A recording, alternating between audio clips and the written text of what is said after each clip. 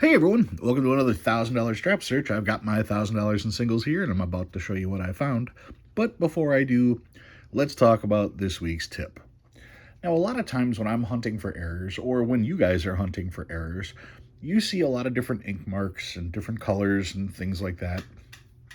And if you don't have an idea of how a note is supposed to be printed, well, then how are you going to tell if a note is printed wrong? So let's just take a quick peek and go over certain things about a note. We'll just grab this one here. Nothing special about this note. It was going to be one of my throwaways. Now, the first print of a note is done on the back. This is all the first print. Now, keep in mind, when they print the notes, they're using a sheet that's got 50 subjects on it. So they're printing 50 notes at a time. They print the entire back portion of the note in one color, so this is the only color you're ever going to see on the back. If you find a note that has something other than this color on the back, that's damage. That's something that happened outside the printing press. It happened outside the BEP, not an error. Okay. After they print these, they let them sit for 72 hours. Then they take these giant stacks of pages, flip them, and do the second printing, which is all of the black ink that you see on this side, minus the seals and serial numbers. So the image here, everything on the border here, that's all the second printing. If you see a color other than black or green on the front, it's damage. Now, the third print, that is when they actually do the seal and the serial number.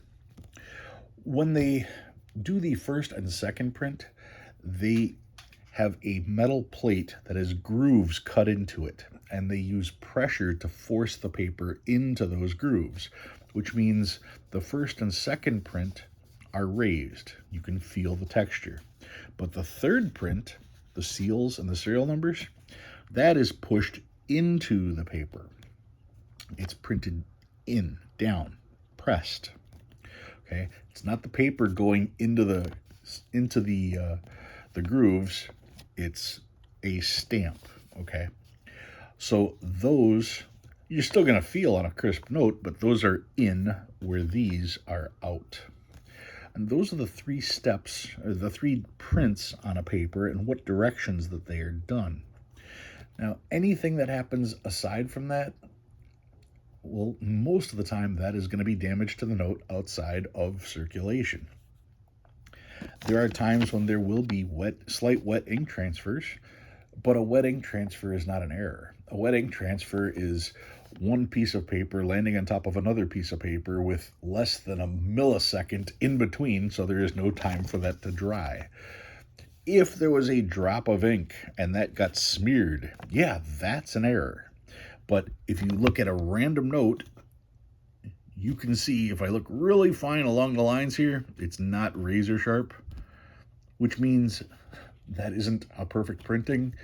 Is that an error? No, of course not. All these little dots. So I was to look at this section here under a microscope, you would scream up and down that that's an error. It's not. It's just part of the print process. The print process can be very sloppy. If you find yourself looking at dollar bills under a microscope, you're looking way too hard. There's nothing that you are going to find under a microscope that you're not going to see with your naked eye that's going to make the note worth anything. So just keep that in mind when you're looking for errors. The three different printings and what could happen to the note outside of those three printings. All right, let's take a look at what I found this week. I have a birthday note, 02/21/2019. That's February 21st, 2019. I don't find very many birthday notes. So either they are being scooped up by everybody or they are just that tough to find. What do I got here? This is an alternator. 47414243. 4 alternates there. This is a trinary, 3s, 5s, and 8s. Once again, not worth anything, but I save trinaries trying to pair numbers. Another one, this is 2s, 3s, and 6s. 2s, 3s, and 0s. 0s, 4s, and 5s. And this one's quads, quad fives. The only quad I found. I did find some stars, and I'm always going to be watching to see how much harder stars are going to get in the future. Checking to see if they are filled. These are not. Remember, there's no such thing as a partially filled star. It's either filled or it isn't. You can't be partially pregnant. You either are or aren't. Let's see, 2017 star, 2017. Starting with a couple zeros, not a low serial number. Low serial number has to have at least 5 zeros. There's a lot of people trying to sell 4-digit numbers that would have 4 zeros. No, that's not a low number. You need 5 zeros to start before it's worth anything. 2017, 2017, another 2017, and another. Found lots of stars this week. 2013B. Oh, but it isn't in the range. The range, if this was a number, this would be 503,000. You want under 250,000, or you want a 032 to 096. So this is not in the range of the duplicate series. But this one is 089. That definitely falls in the range. So this one probably worth about $20. Might be worth about 500 if I can find the pair. Another 2013 star. Another 2013 star. So a good week for stars. Some older notes. This is a 2003A with writing on it. Horrible condition, so that's going to go away. 23A better condition. 23A rough. 23A nice one. That's a keeper. 2003 in really good shape. 2001 not so much. 1999 rough shape on this one. 1995 checking to see if it's a web note. It is not. It's got some writing, so it's going to go away. 1995 a little bit better condition on that one. Another 95 all right condition. This one's kind of bright. 1995. That's a rough 95. And the oldest note I found, a 1963B, Joseph W. Barr note. Everybody says they're rare. I find more Bs than I do 63As or 63s. Everybody saved these notes because they were all told they were rare. They were only printed for 30 days, but they printed so many of them. They printed over 1 million a day over that course of 30 days. Actually, I think they printed over 10 million a day over the course of those 30 days. And so many people saved them that people find them in drawers now and just spend them as a buck, and that's why you find so many in circulation. And the last thing that I've got, you saw the case, I found another binary, 002, 222, zeros and twos as the binary.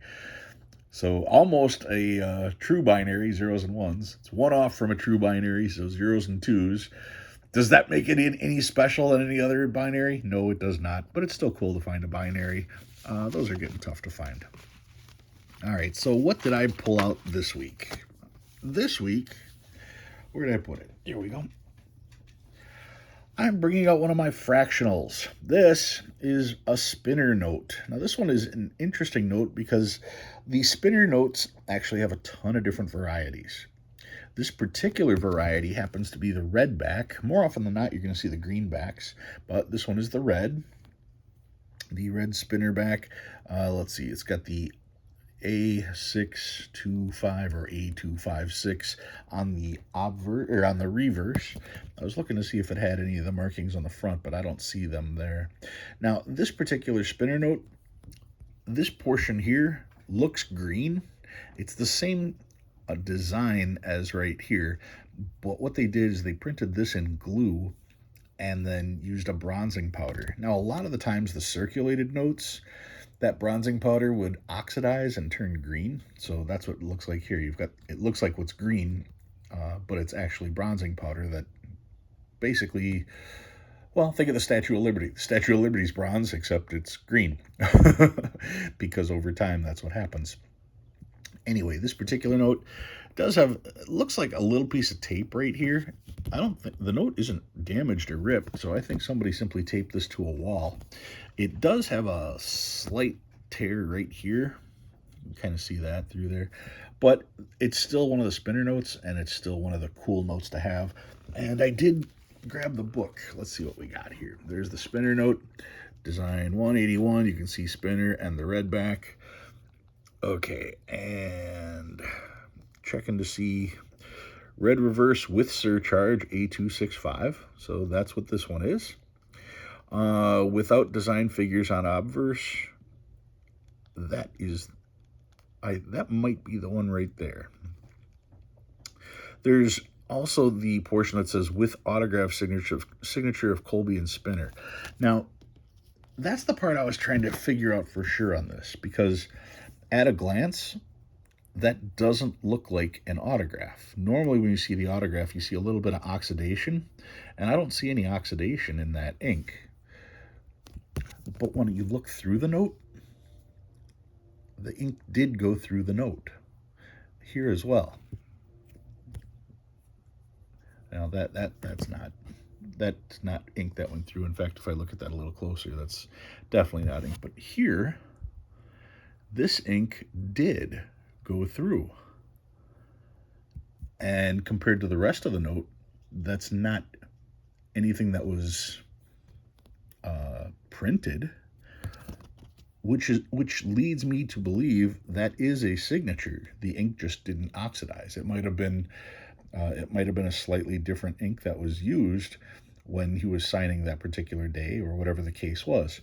The other thing is, I did compare the location of the signature compared to the locations of the signature that the note had printed on it versus the signature.